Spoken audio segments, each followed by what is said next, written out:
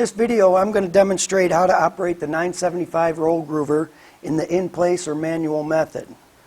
You want to make sure that the pipe is prepared based on the recommendations of the coupling manufacturer. You're going to take your 975 roll groover, you're going to insert the drive roll into the inside of the pipe with your groove roll on top of the pipe. You want to take care that the pipe is pressed tight up against the cover plate, and then you're going to hand tighten down your groove roll into the pipe itself, making sure that it's secure. Then you're going to take your 1/2-inch drive ratchet and you're going to put about a 1/4 turn on that, and that will keep that roll groover from falling off the end of the pipe. Next thing you want to do is set your depth adjustment. You have your step gauge and your depth adjustment screw. You open your depth adjustment screw up, and based on the pipe size, the diameter and the schedule of pipe or wall thickness is going to determine what step you set the gauge for. Right now we're doing a piece of 2-inch schedule 40, so we're going to run your depth adjustment screw down till it just touches that first step. Then we're going to slide that gauge all the way over to the grooving position.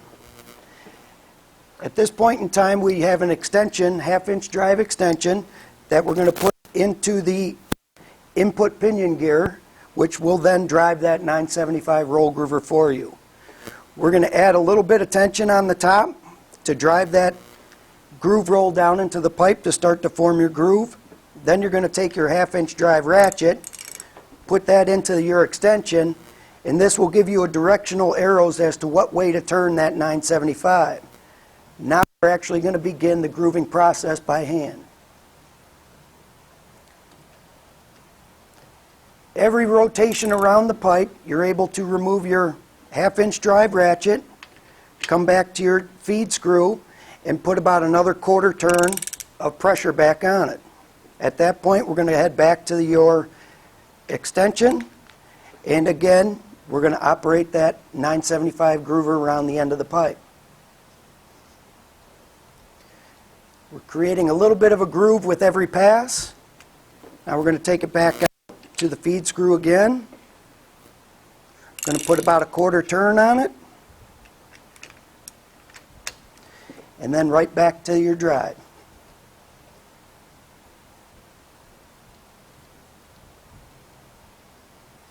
And you're going to continue to do this until your depth adjustment knob bottoms out onto the housing of the 975, which we are just about there. Crank that around again.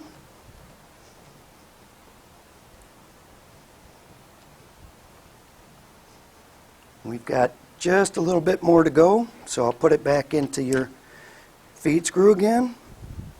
And you can feel when that bottoms out on the top, you close that gap. Now we're going to put it back in, and this time, once you bottom out on the top of that roll groover, you're actually going to want to run this around the end of the pipe twice to clean up any hard spots or high spots in your groove.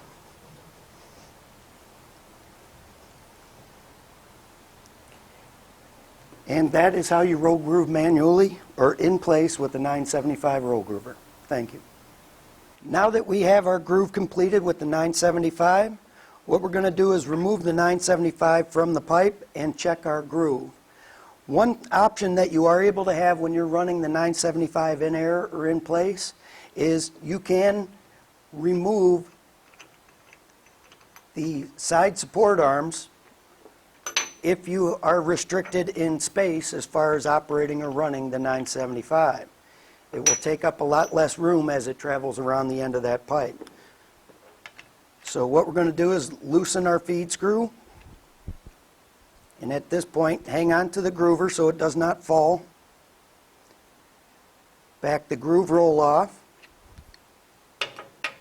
until you're able to remove the groover from the end of the pipe.